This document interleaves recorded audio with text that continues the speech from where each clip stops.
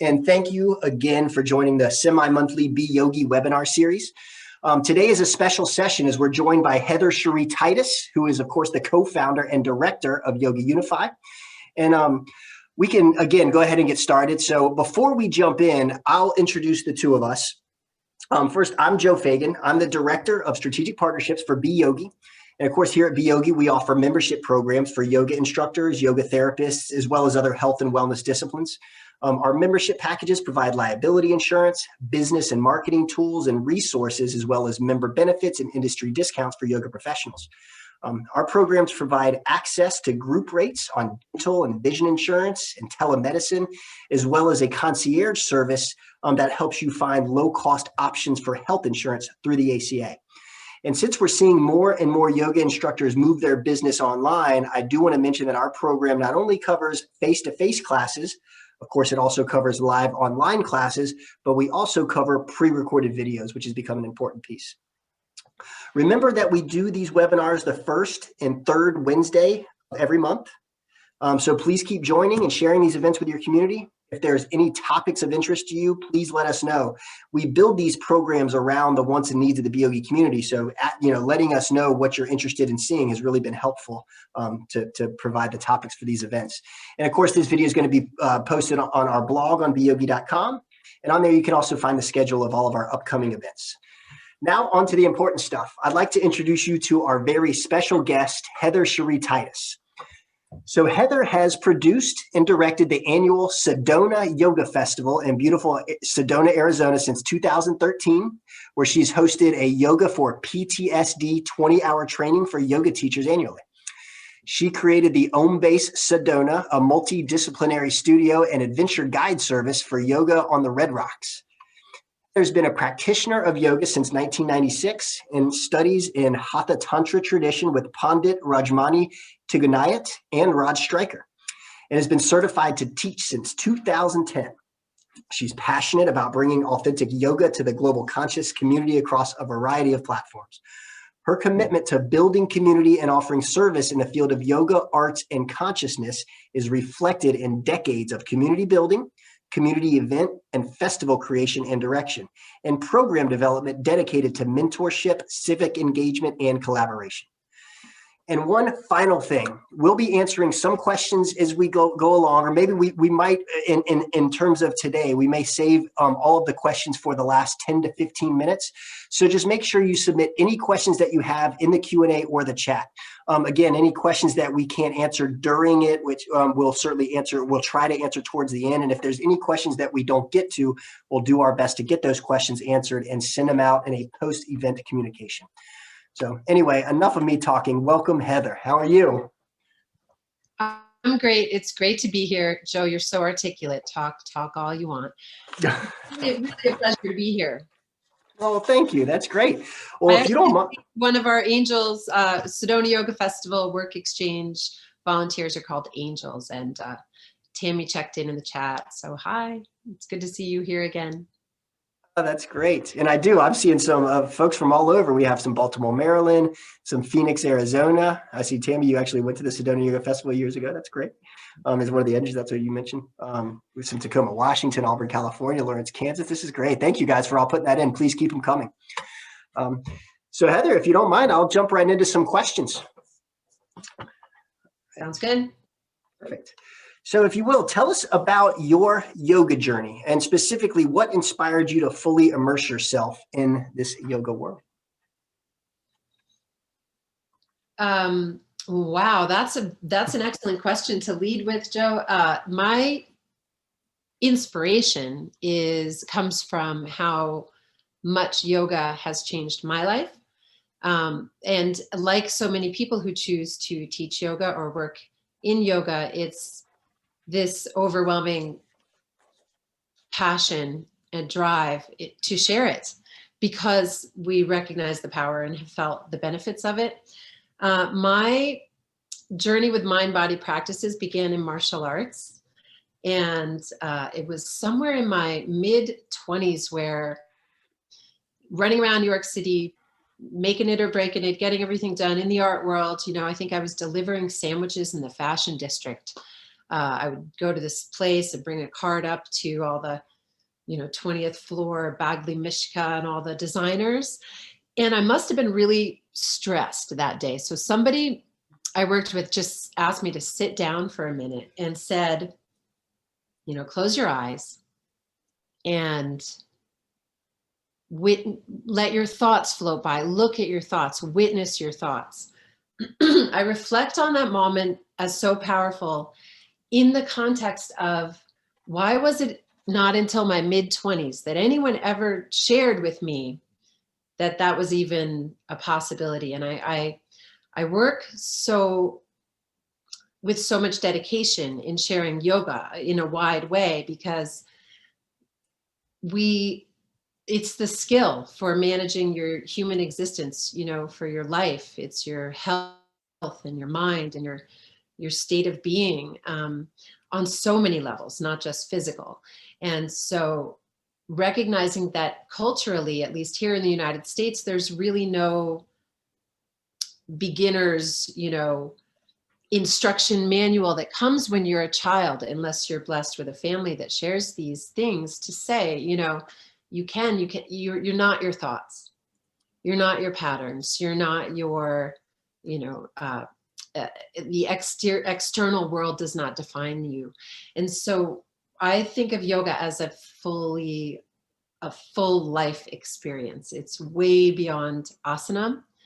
That was my entry point, asana, and so the mind body practices that developed from that for me were martial arts, because I had a lot to work out, and ultimately I found myself in a situation where I needed to defend myself, big city lifestyle. And I had been taught everything I needed to do that. But I realized in that moment, I would never use the punch. I was not going to reciprocate with any sort of violence. And so from there, it just moved to the breath and the body. And I was introduced at Integral Yoga on 12th Street in the West Village in New York City to the best Shavasana, the best experience of my life, I think, at that point, and never looked back. Wow. How about that? Thank you for sharing that. That is my favorite question to ask, because I feel like you get such a wide variety of answers, but so many times they always stem from some event that happened that really just drew the person to yoga as a practice. And I love hearing those stories. I always get goosebumps. I got goosebumps while listening to yours. All right, so moving on. So you are the creator of the Sedona Yoga Festival, and a few other popular yoga events. So we heard through the grapevine that Yoga Unify was going to launch at the Sedona Yoga Festival last year. So if that's true, how in 2020 did you pivot and continue your mission in the now virtual landscape? Wow. So yes, we had plans to introduce Yoga Unify at the Sedona Yoga Festival. And many of you may not know, but 2020 was not a good year for events. No, we were really the first. It was March 11th that we decided not to have the event, which was scheduled March 13 to 15. And that's about the day and the weekend that everyone started saying, well, wait a minute, let's back off. And so how did we pivot? I mean, what was the intention of introducing so early as we were forming our ideas and including the community, starting with Sedona Yoga Festival, was to create a founding circle and ask people to join right away so that it could be participatory right from the beginning. So what we did, and I know I haven't spoken much about what Yoga Unify is yet, but what we did was take our time and involve more and more people and develop the structure of the organization to ensure that it is member driven from the foundation, so that the organization serves what the community is driving as the best way to serve the yoga community and the yoga industry. So lots of Zooms, lots of people tuning in from everywhere in the world to participate in founding circle conversations, in our governing council planning sessions. And yeah, just stepped back, took it one day at a time. I mean, that's all I think any of us could do in 2020. Sure. No, that's great. And really, you touched on something too, and it's a great transition into really the next question. It's to get a better understanding on really Yoga Unify in general. So I'll ask it this way, but please fill in any color that you like. What would you say is Yoga Unify's mission, and what is your part in getting the vision out to the community? Well, so, okay, it's very broad and simple and accurate mission, which is, we're really driven, the purpose behind the organization is to preserve the tradition of yoga and to steward the forward evolution of yoga. And the vision for that looks like creating a landscape within the industry that allows those who choose to educate and practice and teach yoga are supported in their growth, both professionally and through mentoring. And it also looks like students have access in a way. It's access, and isn't even the right word as much as just who can wrap their head around yoga if they don't already practice it, right? We have, as a general public, Google, or word of mouth, or if you're lucky, you drop into a studio, but you never know if you're a new person to yoga, right? You might go to a studio and you just walked into hot yoga. You might walk into a studio and everyone's wearing orange robes. You might walk into an Ashtanga self-led and just not have any idea, right? So what the vision looks like is an organization that serves to not allow the practice to become diluted or commercialized, and really honor the roots of the tradition, while creating tools and resources and providing services that help people navigate a lifelong study and practice of yoga, or navigate a career in sharing yoga through what we've established, which I'm sure we'll get a chance to talk about or have begun to establish. Gotcha. No, that's great. So and to get, I guess, in a little more detail, how would you say Yoga Unify continues some of the community building that you're known for? Oh, well, I've always believed and have always practiced in my life that the more people that you involve, the more powerful something we can create together, right? There are lots of people individually who have amazing ideas and strengths that they may not even have found yet. So when we all come together and work together, the total is so much more than each of its individual parts. So I guess the way the organization's been structured and the way that we're creating our policies with the input from the members and from the community is designed to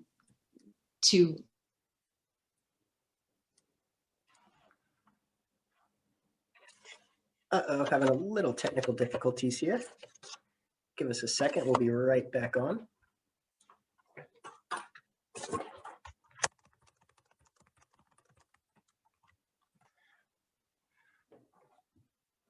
Well, I'm not sure if I am the one that's frozen or if Heather. Okay, so I am live. I got word here. It looks like Heather is frozen. We will get back to this line of questioning as soon as she returns. Hope everybody's well. While we are waiting, if there's any questions that you guys want to put into the chat, that'll give us a little bit of a leap headway into the line of questioning, please do.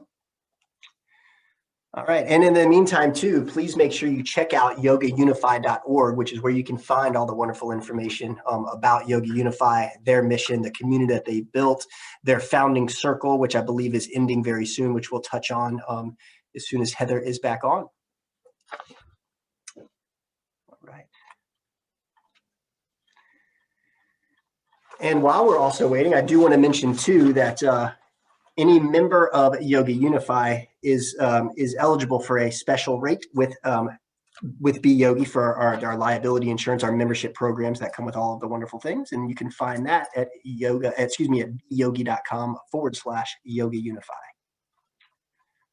All right. I do see that Heather has asked, and I just want to address it. I'm interested in learning whether and how Yoga Unify is different than Yoga Alliance. And Heather, I'm also curious of that. And I do know a little bit, but that is a question that I will be asking during this interview. Thank you for putting that out there. But that is, I think that's one that we're all hoping to get answered as well. Oh, and another person had asked that same question, if Yoga Unify is inspired by any disregard toward Yoga Alliance. I'll ask that question of Heather. I don't think that's where that comes from, but I can certainly ask. Well, she logged off, trying to log back on. So just to give you guys a heads up, Heather Sheree Titus is logged off. She's working to log back on. So apologies. You just have to look at me for the next couple of minutes, but she will be back on here shortly. Tammy also had written, I took the opportunity COVID presented to become 200-hour yoga teacher trainer virtually. That's great. I haven't started teaching yet, or I guess you went through the yoga teacher training virtually. Great. I haven't started teaching yet, mainly wanted to improve my own practice. What benefits would I see from Yoga Unify? Boy, you guys have the great questions. I really wish I had answers. All I'm doing is reading questions here, but Heather will be back on with the wonderful information. Here we go. Heather is signing back on now.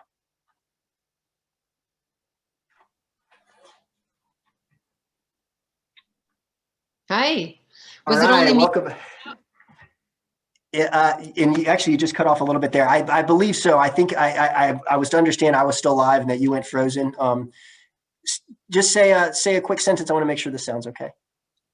Okay. Can you hear me okay? I can. Perfect. Thank you. Thank you so much. We had a couple of questions come in, which we'll address at the end. Actually, a couple of them are ones that I'm going to be asking you anyway, but okay. The community has been great. Okay. Well, again, thank you for really kind of clarifying, the mission and your part, get the vision out to the community. I think that's, it's so important for us to really learn, where Yoga Unify comes from and kind of what the mission is moving forward. And also, of course, continuing how you've continued to build some of the community. So just to kind of recap where we were. So I'll jump to this question if this works. So when did Yoga Unify, or the idea of creating a different network, become more of a reality than just a thought or a conversation with your peers? And how did you do that?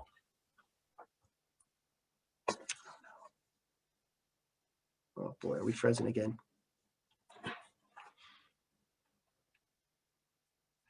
Guys, I think we might be frozen again.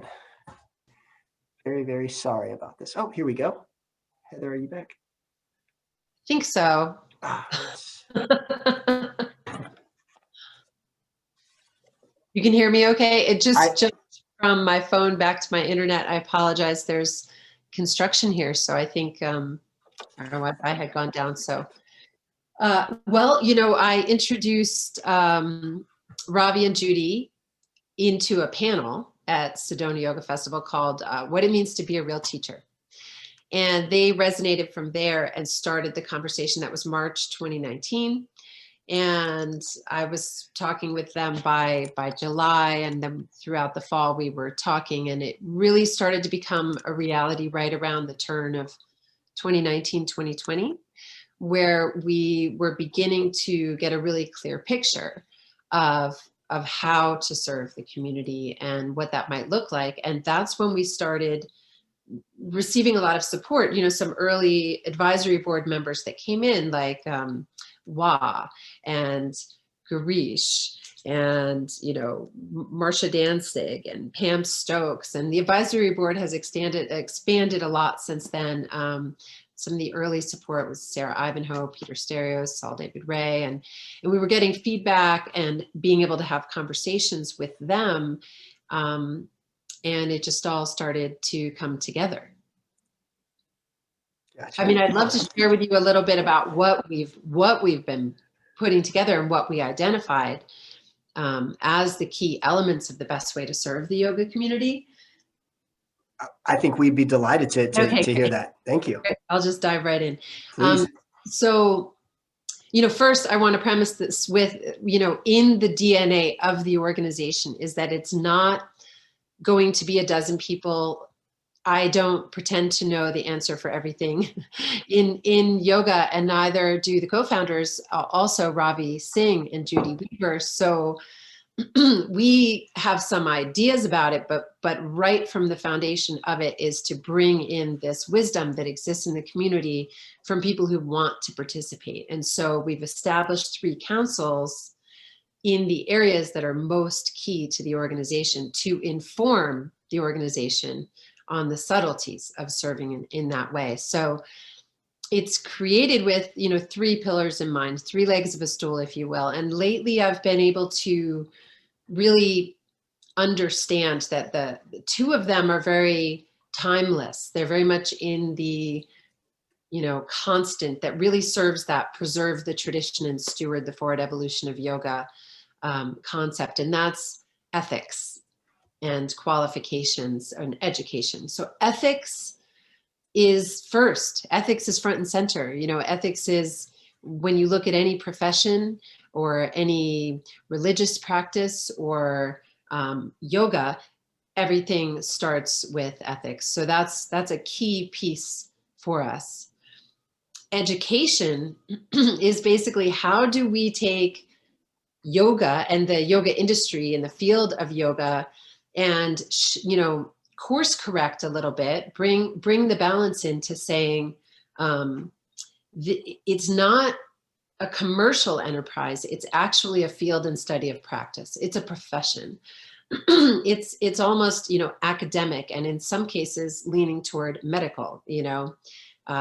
Alyssa Westrel, who's the new executive director of IAYT, just joined the advisory board as well. And we hope to get in front of people to help communicate the difference between a yoga therapist and a yoga educator as we move forward. And so the education piece has several components, but this is designed to serve the student, but also the growth and professionalism of the teacher. Now, the third piece that's very much grounded in the now is the community support, community investment. And that is like, the profession, the field, the study, the practice, the ethics, the accountability that we want to create with the community for those 2 pieces is the timeless element, right? The community piece is, what significant changes can we help steward right now that will serve the study and practice of yoga? So I can describe each pillar, but I just want to stop here and say, this is kind of the foundation of it, and see if you have any questions, Joe. Well, this is great. I'm going to look and see if any questions have come up. This was actually, interestingly enough, it bled right into my next line of questioning, which was about these 3 pillars. Okay. Let me just pop on this chat and see if anybody's asked anything. If you guys have any specific questions so far about these 3 pillars before Heather kind of dives into some more details about them. Yeah, I see some questions come in that we can ask towards the end. That's more general based, but yeah, please. I think understanding some, getting to a little more granular and more details about these pillars, okay, I think would be a great next step. Okay, well, let's start with education. This is the piece people really ask a lot about and are really excited about, but all 3 pieces really work together. So for Yoga Unify, what we're doing is awarding qualification to yoga teachers that helps establish and define the range of experience, right? So there's room for all levels of teacher, for example. So if you've just started teaching, you would be an instructor, right?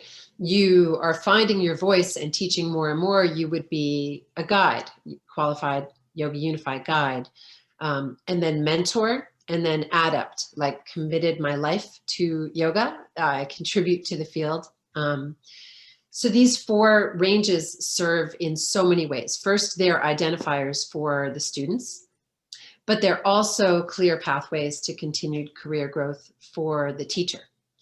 And we're not doing this with a series of, tests or such.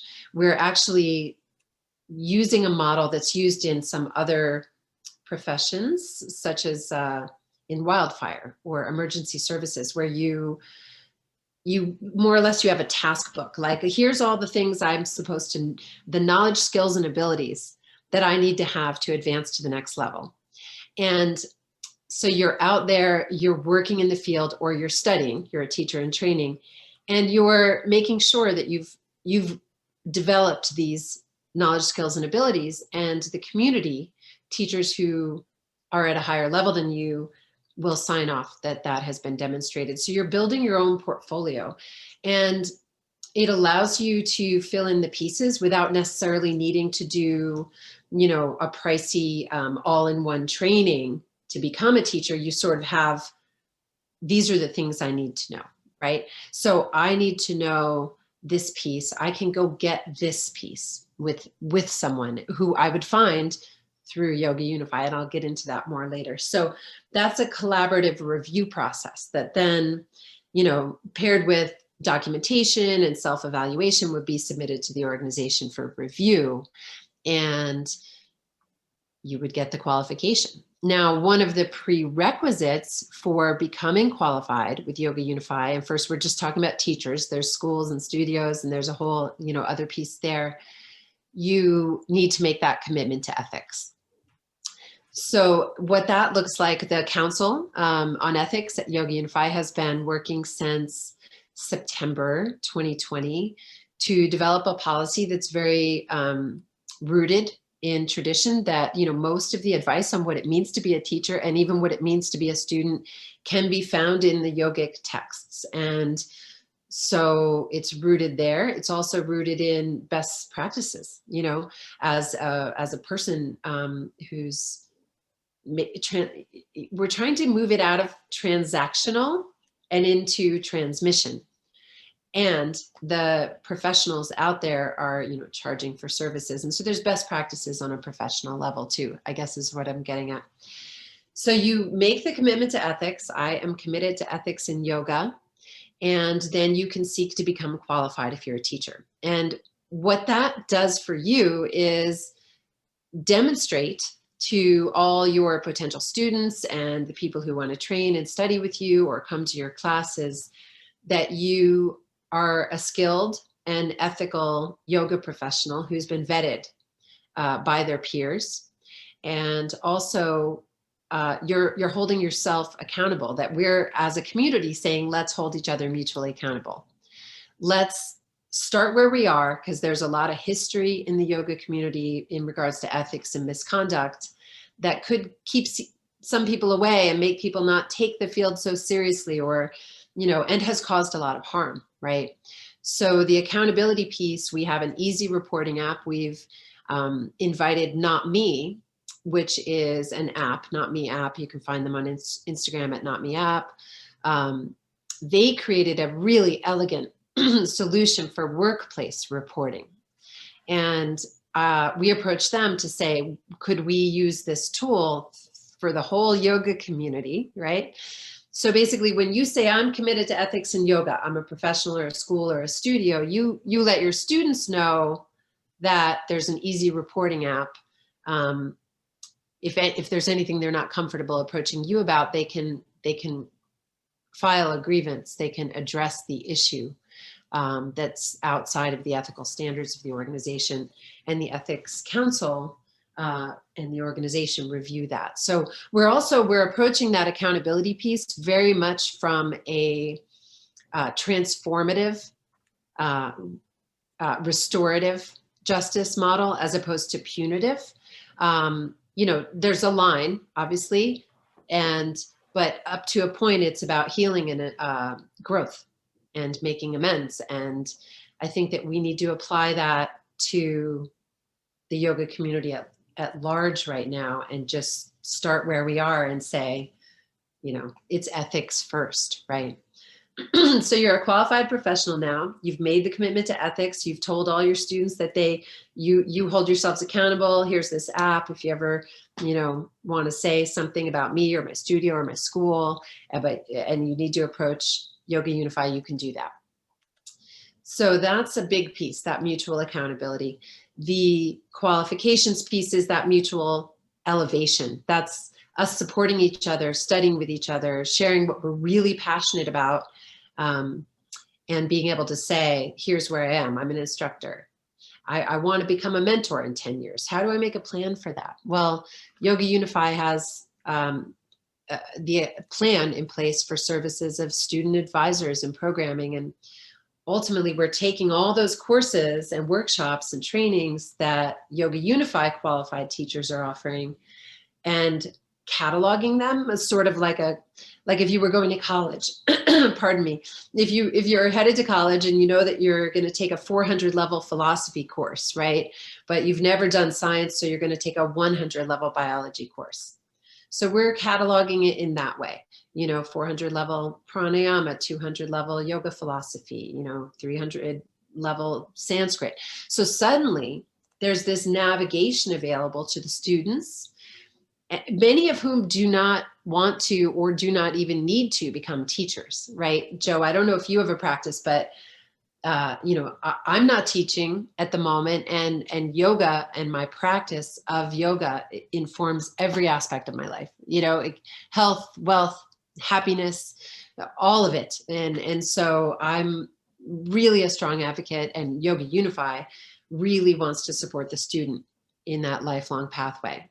They can be working with their own purpose, with their work in the world, whatever that may be, and still be a very serious student and practitioner of yoga.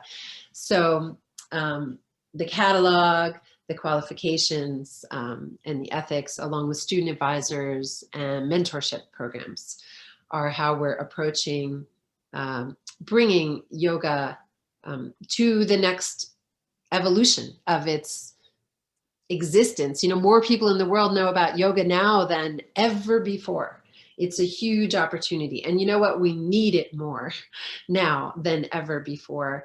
I think globally, expansion of consciousness and the evolution of the human heart and consciousness, and how we relate to one another and to the earth are all addressed in the study and practice of yoga. And I think we could really get somewhere, in a lot of ways right now, humanity is at a very pivotal moment. So I just want to help people find yoga, the yoga they're looking for, Interesting. That is very, very fascinating. I'm not familiar with the, and I'm not exactly sure how you said it, the emergency services protocol for, I guess, gaining rank. But that's so it sounds to me that it's almost somewhat self-reported, self-paced.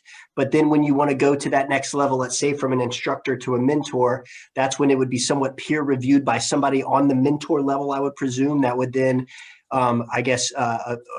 sign off and then send something back to Yoga Unifying saying this person should be eligible for that next step. And then is there another review period at that point? Yeah, then the organization reviews the portfolio materials. So it's fun in that way because it is self-paced, but it's also a clear map toward where you're going, and that you are looking to your peers and your teachers to confirm that you've demonstrated the knowledge, skills, and abilities required to take it to the next level. Very, very, very interesting. And then I want to say something about that. So it ended up so interesting, right? Because how do you embrace across all traditions? And this is very important to us at Yoga Unify. Without, how do you create standards without standardizing the practice? And this is such an important point because there's no, and this is where my, computer kicked me off for a minute, but there's no one practice. There's thousands of techniques in yoga. And I believe that's for a reason, because you never know what the right entry point is going to be for one person, So we had to really dive into how do we actually have standards for the profession that does not standardize the practice, that's very holistic in its approach, that embraces across traditions, and also looks at why are the students not a part of any major yoga organizations. We were saying there's been so much growth in the number of practitioners. There's definitely room for new approaches now, and so we want to really focus on supporting the student and including all the traditions. Kirtan, they're just kind of over doing their own thing, but Bhakti yoga and chant and ceremony and ritual and devotion is a powerful practice that doesn't, fit into a box, right? So we want to see them all flourish and continue to be shared. That's part of the don't dilute the tradition. It's part of preserving it, which I know sounds a little bit arrogant. Like, we're just a few people over here who want to preserve the tradition, but we're not. We're actually an entire participatory network of students and teachers who want to preserve the tradition of yoga so that it is continued to be shared from teacher to student for thousands of years to come. I love that. And what really sticks out to me is how you've found a way to really drive accountability. And what I mean by that is, there's always been, and I don't want to say a problem, but, somewhat of a challenge in this space on accountability, if you will. And I feel like giving the students a voice in this, giving the mentors, giving the peers a voice in all of this really does drive that level of accountability, which seems to be your mission. And that's of course, elevating yoga in general.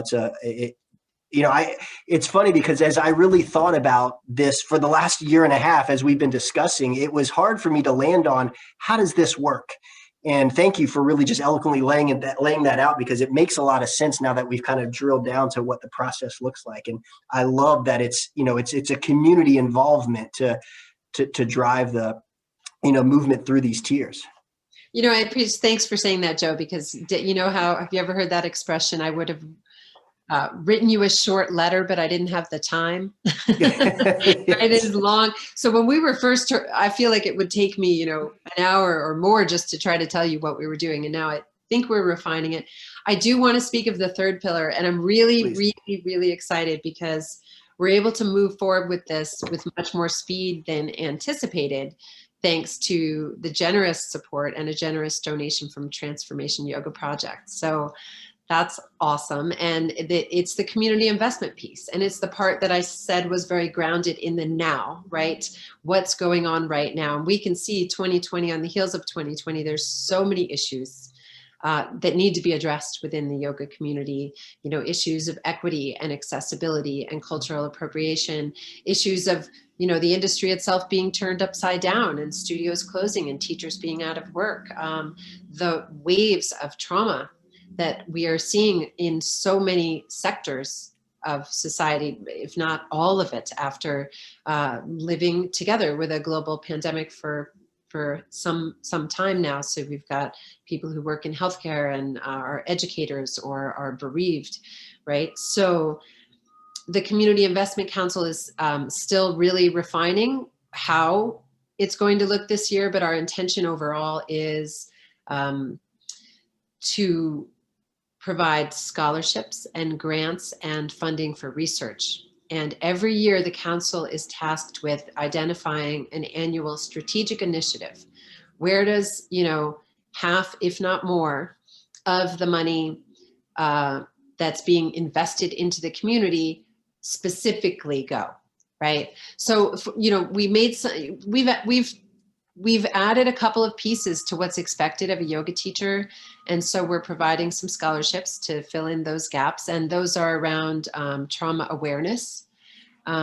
We think that is a foundational piece that on all levels as a yoga teacher, you don't necessarily need to focus on offering trauma support or training or trauma sensitive classes, but you should be able to recognize it and know how not to do any harm, at least at the earlier levels. So some scholarships are going over there. You can go onto our website, because I know with me cutting out too, we're running out of time, but I hesitate to announce the full community investment piece right now because the council is not signed off on it yet, but I do expect it on Monday. And so there'll be grants and scholarships. And we have a great council. Satbir Khalsa is on the council, which is really nice. And Rob Schwar from the Give Back Yoga Foundation, Dewey Turner, who's it's just Jay Miles from Project Yoga Richmond. It's a really great council. Kim Bauman from One Love Movement in San Diego, who's constantly doing great give back things.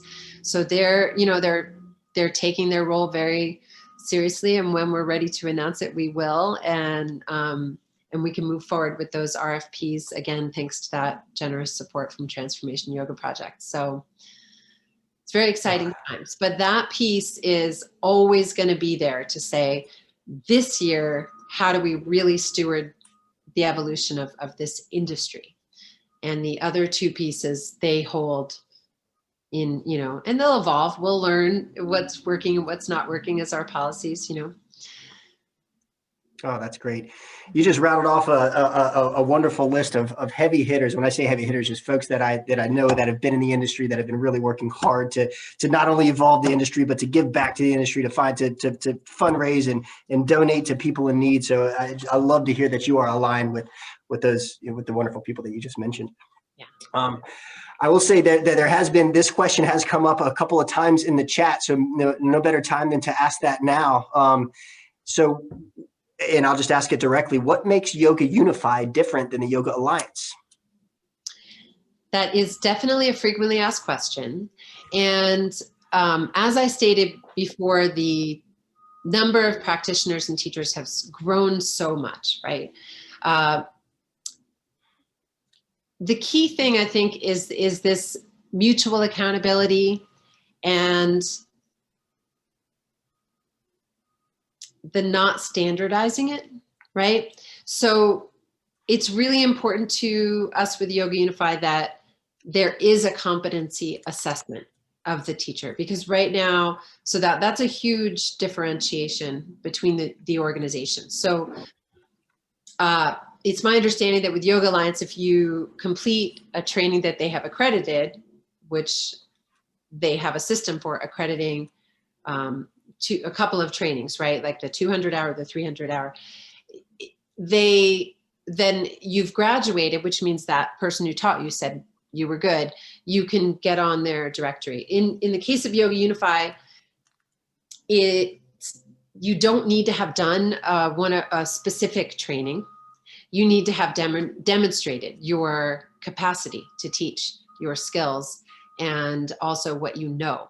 Because the path to teaching yoga as your life purpose and your career, it's not so linear as all that. It's not drop-in class to teacher training to teacher.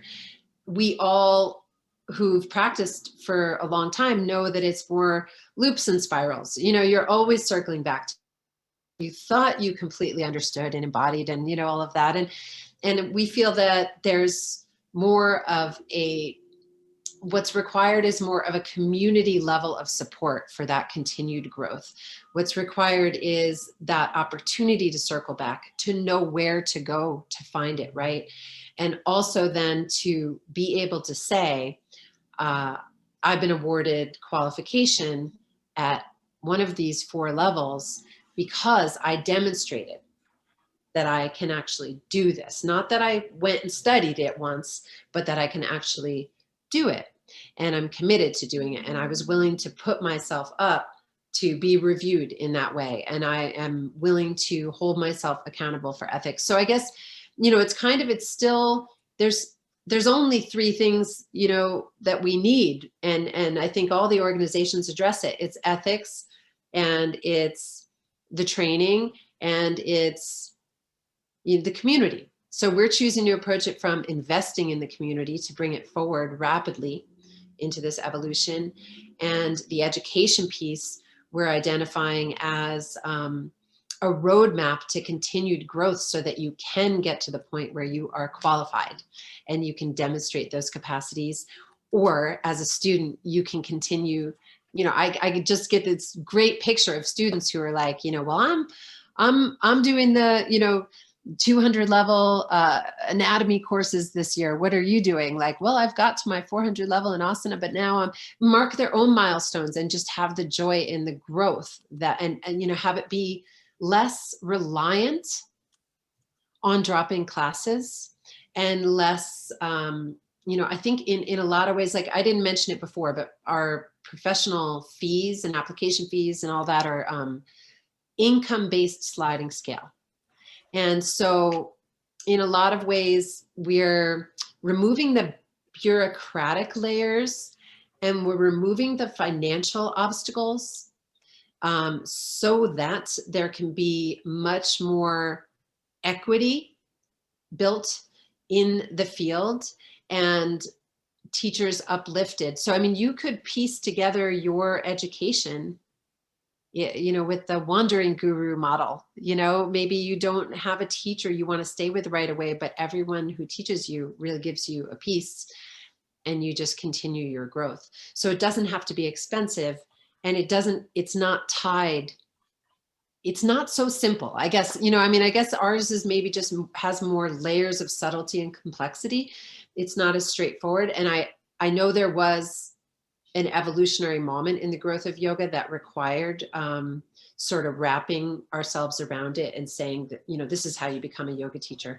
But I feel now we're just ready to take it to another level. So the difference is competency assessment of the individual and actual accountability in ethics, as well as, a rigorous community participation in lifting each other up and holding each other accountable.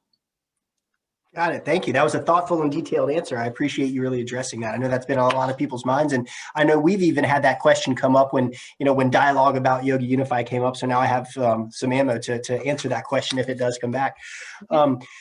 I do have a couple of questions left, which I can kind of put together into one. And actually, it's very similar to a question that was asked by a panelist here. So we'll effectively turn this into our last question and give us a chance to kind of go through. I'll look through the chat to see what other questions have come up, if you're okay with that, Heather.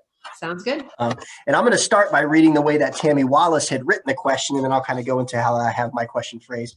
And so Tammy wrote specifically, I took the opportunity COVID presented to become a 200-hour yoga teacher, to do a 200-hour yoga teacher training virtually.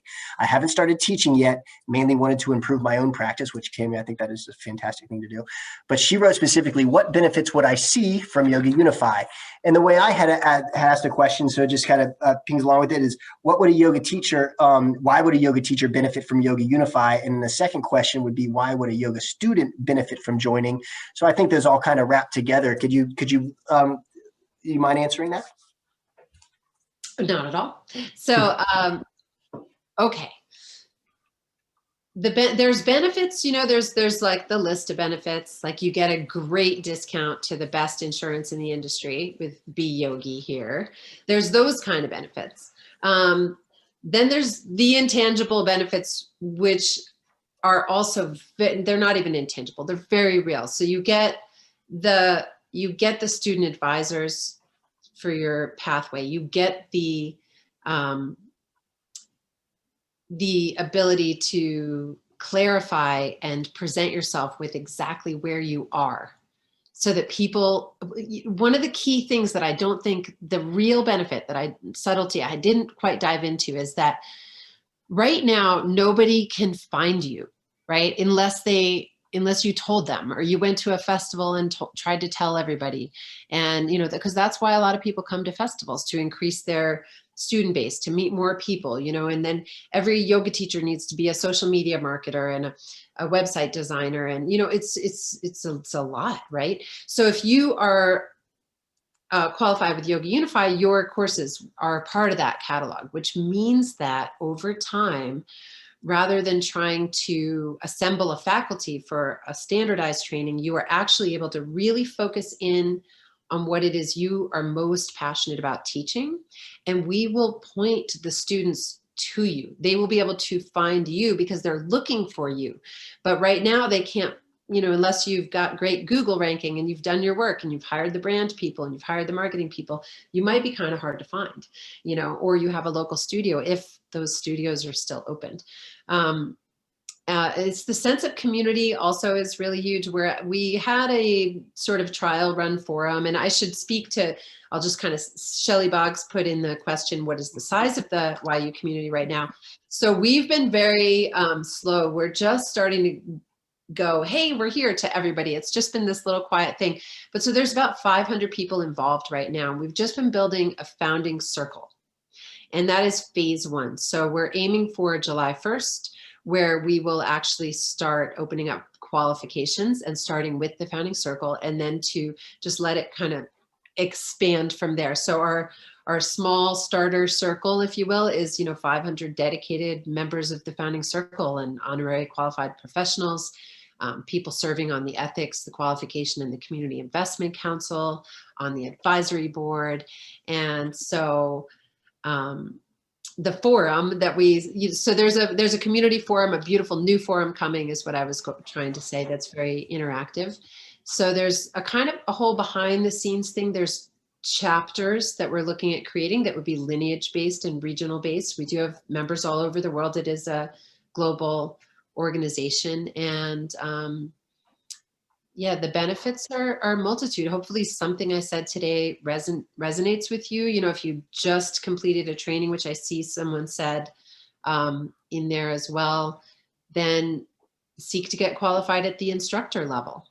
And then you'll know how to get to guide. And from there, you'll know how to get to mentor. And if you want to build a life teaching yoga, you'll have the support of the student advisors and of the organization and the community itself. So for the founding circle, you can join right now. That's also a donation-based sliding scale. So a lot of people have paid it forward, which have facilitated us giving a lot of scholarships. The founding circle is closing June 30th. It's kind of a lifetime designation. You'll be always recognized as someone who helped us create this participatory network and got in on the ground floor and sent us, $108 or $54 or $216. And that helped us get started. Once that closes, it's really fees and services based. And like I said before, those are income-based sliding scale for the professional fees and services. That's really important. That's really important because you could have teachers who are making, $10,000 a year teaching. You could have people who are making, $150,000 because they also have work, and then the currency translation too for that piece. So we definitely think that it's important that that not be an obstacle. Got it. Thank you. I might have rambled on a bit there if it wasn't that concise, but please visit our website and check it out, the benefits. No, I think that's perfect. And Lizzie did put in the chat, she did it as a shortened URL, but if you're looking through the chat, she put a shortened URL that takes you right to information about the founding circle and how to join. And I'm sorry, what did you say the end date of that was, Heather? June 30th. So June we're 30th. having 3 gatherings, the 15th, 22nd, and 29th with the founding circle. And because they're going to be the first to really be adopting everything we're doing and help us make sure, we are like you said about 2020, we're taking it one step at a time. There's no rush here, right? There's no rush, and the more participation, the better. And we're slowly building our team, but the 22nd will be, the 15th will be ethics. The 22nd will be qualifications, and the 29th will be community investments. So we'll be informing the founding circle. So if you want to be at those things first, then join the founding circle. You're always welcome to wait until July when we start to truly offer our programs and services. Perfect. Thank you. This is fantastic. Thank you so much, Heather. If you don't mind, we have a few more minutes, and I can just go through and we can try to get to some of these questions that have popped up. Does that work for you? Okay. Now there's a couple in the Q&A, so I'm just going to go through the chat first here. Okay, we already answered that. Tammy Wallace and Shelley Boggs, thank you for those wonderful questions. Okay, this is another question that Shelley had asked, and that is, and this may be more of a general question, but if you don't mind, I'll throw it your way. What is your advice for an instructor considering a master's of yoga science in yoga therapy? I'm a 200-hour certified instructor, and I want to go deeper. Any advice there? It's a lifelong study. I say follow your passions and seek qualified teachers. If it's a master's level study, I don't know where it is, if it's at Loyola or if it's something that's coming through IAYT, accreditation, it's definitely valuable to continue your studies. The more that you know and embody about it, the more that you can serve the people that you are serving. And I mentioned before, and I also see in the Q&A, the IAYT piece, people want to know, we recognized early on with Yoga Unify that the applied yoga sciences track, that healing, that health professional track is very important. And we're standing side by side with IAYT in that way, because they're going to be doing competency assessments as well, in addition to accreditation. So we don't want to replicate services that are already out there that are functioning and serving the community. We want to lift up and unify the community. So we'd rather shine a light on what someone's already doing than try to recreate it ourselves. And so in that way, I don't have any advice other than, you know, follow your heart, follow your passion, continue your education. You know, it is a very, very deep field of study and practice, and you can take it as deep as you want to. So fantastic. I fully support you doing that. Yeah. Love it. And just for some detail, she did respond towards that that's the Maryland University of Integrated Health is where she's looking to take. Oh, wonderful. Yeah, wonderful. Which is obviously it's a stellar program, as I understand. Yeah. Eleonora wrote, is there an investment, which of course we touched on. It's a sliding scale based on income, which as I understand it, to offset the financial challenges. If you have a lower income, it would be a lower entry fee. Any other details about that to share? No, I'm working on the sliding scale, income-based sliding scale for fees and services once we launch them in July. Basically, money should not be an obstacle. And that's what we're aiming for. I like that. Yeah. Heather asked, and apologies if I mispronounce your name, Heather, or anybody else's names. Heather Montaigne Fitzwater wrote, is there a mentorship program offered? And for example, matching instructors with other members with higher qualifications. And it sounds like even through the normal self-reporting, there is some of that anyway, but is there, I don't know if you could touch on that. Yep, there will be a formal mentorship program. 3 of our advisory board members are working together on that with some of the qualifications council just to form the picture of what that actually looks like. But mentorship is very important. So it complements what we can do with student advisors, because if you think about the skills necessary to run an organization, to run a nonprofit organization and, file the paperwork and get stuff done, there's a different set of skills out there, wisdom and knowledge that we want to tap into that also supports the teacher's growth. And that can be found in the community, not in the people who know how to run an organization necessarily. So there's a lot of crossover happening there where we're elevating what exists in the community that will continue to support your growth rather than replicating those services, and the organization supports that effort. So yes, mentorship all the way. I'm not exactly sure when that program will start, but it's in the works. Great question. Thank you. And then Tommy G wrote, and I just want to make sure we address this. And Tommy G wrote, I take it that this is a network dedicated towards virtual teaching. And certainly I'll let you answer that, Heather. Obviously it's much more broad than that, but I didn't know how you would like to respond there. Well, not really. Before the pandemic, we were already building Yoga Unify. What this network is dedicated to is the actual transmission of yoga from student to teacher, whatever that looks like, and the embodiment and excellence of the teacher. And their ability to demonstrate that. And we are, I should say, using a lot of different approaches for that assessment, because not everyone expresses themselves the same way, whether it's a test or a video or a written word or talking, everyone has a different way of understanding. So we've really drawn from experiential education on that structure. And virtual is one way, but it's not dedicated specifically to that. It's dedicated to the entire field. Got it. Yeah, I definitely wanted to address that question, make sure there was no misconception on, maybe particular details about the organization. An anonymous Tania wrote a couple of questions in the Q&A, and I like this question because it addresses a specific challenge that this person had. And they wrote, I had a problem with registering with, they wrote YOA, I'm assuming that means Yoga Alliance, and then had a problem getting credit for studies. How would you work with that kind of situation? Well, we definitely want to not have problems. Right? So, but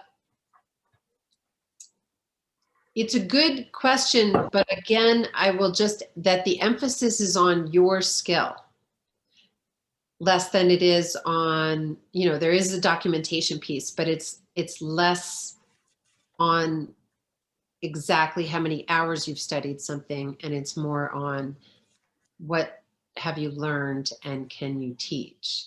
So I'm not sure I understand the question. I mean, we're trying to remove layers of bureaucracy. So as far as continuing ed, you know, because you're saying is getting credit for studies.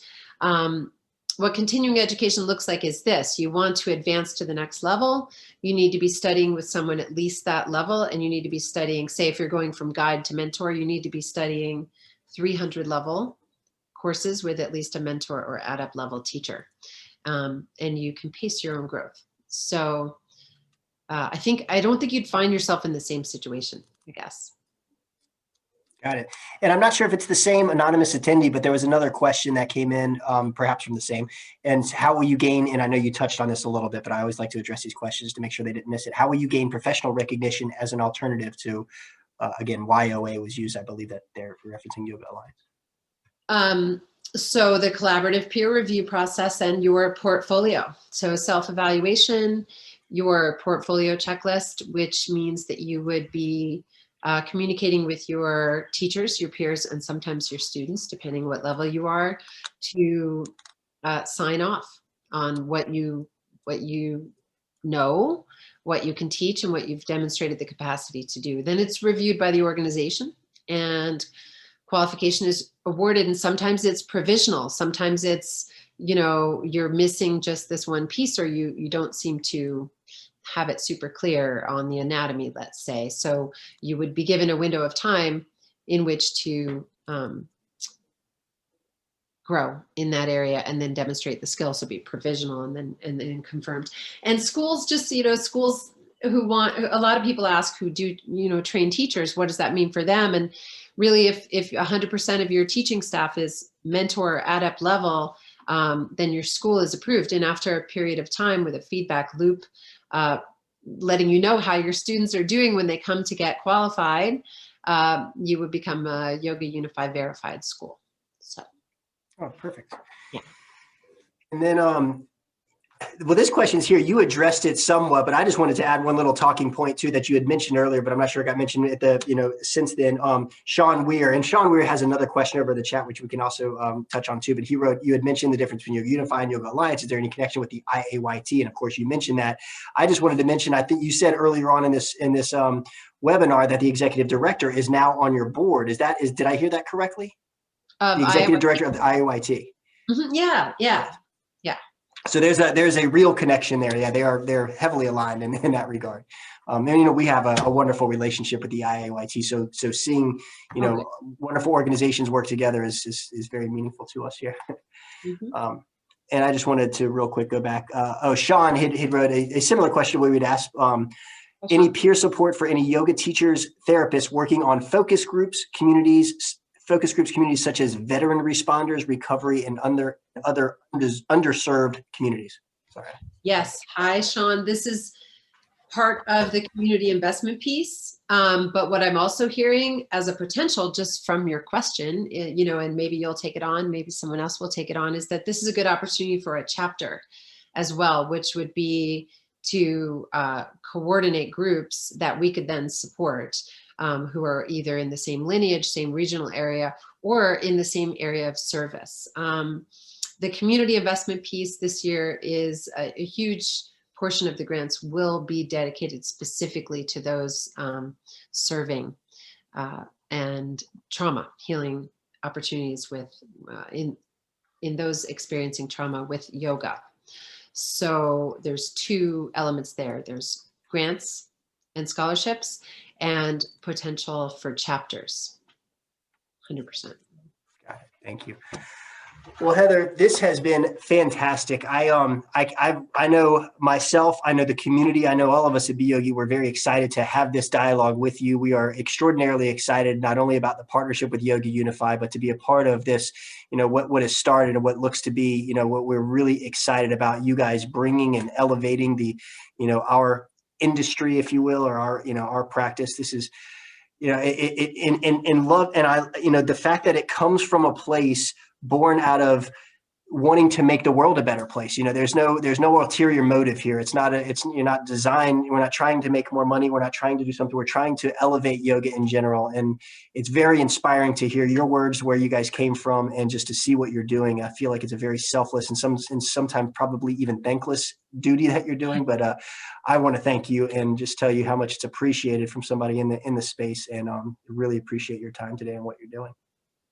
Joe, thank you so much. And really, really appreciate the opportunity of you letting me speak about this in front of more people. This is, we're just starting to get out there, and having you with us since the beginning as an early partner has just been great.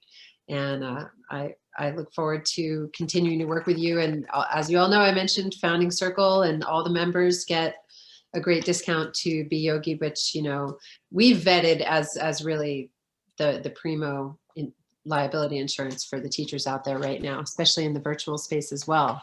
So thank you for having me. It was really nice to answer all your questions. It was really nice to with you today and to see some familiar faces on the chat. So check out yogaunify.org. There's a link Lizzie dropped in the chat, and hopefully we'll see you in the Founding Circle. Perfect. Thank you again, Heather. Until next time. And thank you, everybody, the beYogi community. Take care.